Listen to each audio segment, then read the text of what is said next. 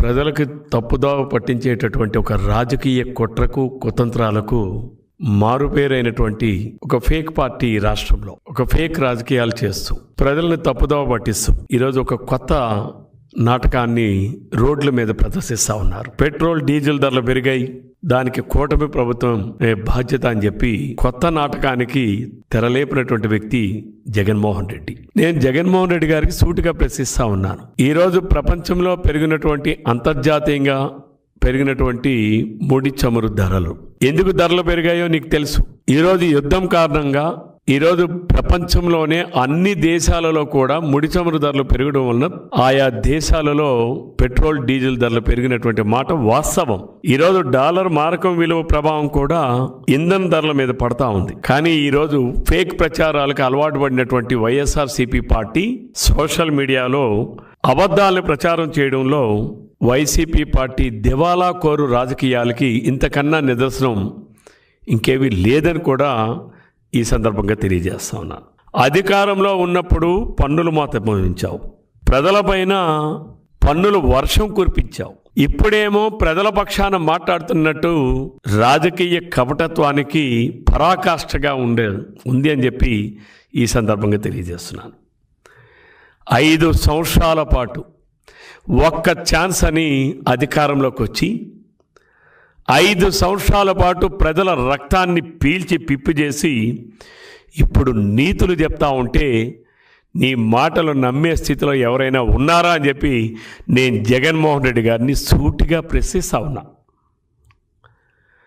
గత 5 ఏళ్ళు రాష్ట్ర ఆర్థిక వ్యవస్థని కుక్కల చింపిన విస్తరగా తయారు చేసినటువంటి మీరు ఆదాయాన్ని పెంచే మార్గాల్ని అన్వేషించకుండా, ఆదాయాన్ని పెంచకుండా అప్పులు చేసి నేనేదో పప్పుకూడు వండానని చెప్పి ప్రజల్ని ఏమార్చి నీ సొంత మీడియాలో ప్రచారాలు చేసుకొని రాజకీయ మాయాజాలాలకు వేల కోట్ల రూపాయలు ఖర్చు పెట్టి ఈ రాష్ట్రంలో ఉన్నటువంటి ప్రజాధనాన్ని 5 ఏళ్ల పాటు సుమారు 10,000 కోట్ల రూపాయలు వాలంటీర్లు అనేటటువంటి ఒక ఆలోచన విధానం ద్వారా ప్రజాధనాన్ని లూటీ చేసి ఈ రాష్ట్రాన్ని లక్షల కోట్ల రూపాయల అప్పులు ఊబుల్లోకి నెట్టి ఈరోజు నువ్వు మొసలి కన్నీరు కారిస్తే ఆంధ్రప్రదేశ్ రాష్ట్ర ప్రజలు నువ్వు చేసినటువంటి విధ్వంసాన్ని మర్చిపోలేదని చెప్పి మరొక్కసారి జగన్మోహన్ రెడ్డి గారికి గుర్తు చేస్తా ఉన్నా. మీరు అధికారంలోకి రాకముందు 2014-19లో ఒక్కసారి మనం చూస్తే 5 ఏళ్లలో పెంచినటువంటి పెరిగిన పెట్రోల్ ఛార్జీలు కేవలం 13 రూపాయలు.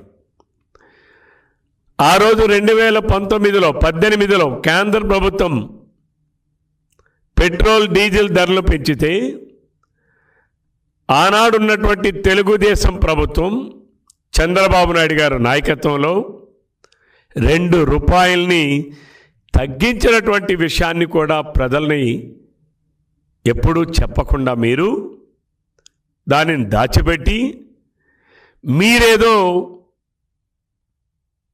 ప్రజల్ని పెట్రోల్ డీజిల్ ధరని పెంచలేదు అన్నట్టుగా మాయ కబుర్లు చెప్తా ఉన్నావే. నీ మాయ మాటలను నమ్మే స్థితిలో నీ గొడ్డల పార్టీ చేసేటటువంటి ఫేక్ ప్రచారాల్ని ఈరోజు వాస్తవాలు ఏంటో ఈ రాష్ట్ర ప్రజానీకానికి తెలియజేస్తూ ఉన్నారు. 5 సంవత్సరాల కాలంలో కేవలం 13 రూపాయలు మాత్రమే పెరిగాయి. కేంద్ర ప్రభుత్వం ఆనాడు పన్నులు పెట్రోల్ డీజిల్ ధరలు పెంచిన 2 రూపాయలని తగ్గించినటువంటి రాష్ట్ర ఆదాయం నుంచి తగ్గించినటువంటి ప్రభుత్వం నాటి తెలుగుదేశం ప్రభుత్వం.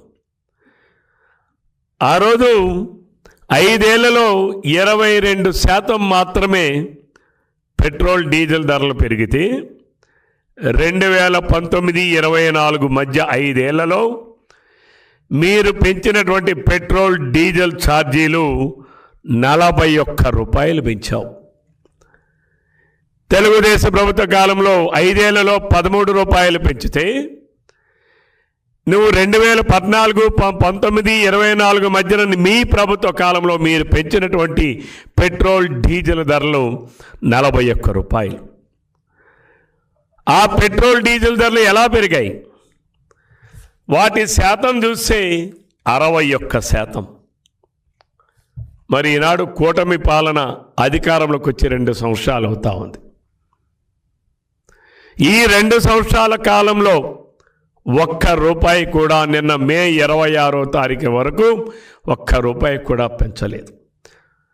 మేము మీలాగా రోడ్డు సెస్ పెంచలేదు, మీలాగా మేము వ్యాట్ ట్యాక్స్ని పెంచలేదు. మీరు చేసినటువంటి ఆర్థిక విధ్వంసాన్ని వ్యాట్ ట్యాక్స్ తగ్గించాలన్నా ఈనాడు మీరు చేసినటువంటి విధ్వంసం వలన రాష్ట్ర ప్రభుత్వానికి వెసులుబాటు లేకుండా పోయింది. ఈరోజు 2026 మే 26వ తారీఖు నాడు పెట్రోల్ డీజిల్ ధరలపైన ₹3 పెంచితే పెట్రోల్ డీజిల్ ధర 2024 జూన్ 12వ తారీఖు నాటికి ఆంధ్రప్రదేశ్ రాష్ట్రంలో ₹110, డీజిల్ ధర ₹98. ఈరోజు దాదాపు 2 సంవత్సరాలు పూర్తయ్యేటటువంటి దశమాంకంలో ఈరోజు ₹3 పెంచితే పెట్రోల్ ధర ₹113, డీజిల్ ధర ₹101గా పెరిగింది. ధరల పాపం పెంచినటువంటి పాపాల బైరుడివి జగన్మోహన్ రెడ్డి గారే అని చెప్పి ఈ సందర్భంగా తెలియజేస్తా ఉన్నాను. ఈరోజు ఈ పెట్రోల్ డీజిల్ ధరలపైన ₹3 పెరిగాయన్నా దానికి కారణం ఈరోజు గల్ఫ్, ఇరాన్, అమెరికా, ఇజ్రాయెల్ యుద్ధం వల్ల సంభవించిందే తప్ప రాష్ట్ర ప్రభుత్వం 1 పైసా కూడా పెంచలేదని చెప్పి ఈ రాష్ట్రంలో ఉన్నటువంటి రాష్ట్ర ప్రజానీకానికి అందరికీ తెలియజేస్తూ ఉన్నాం.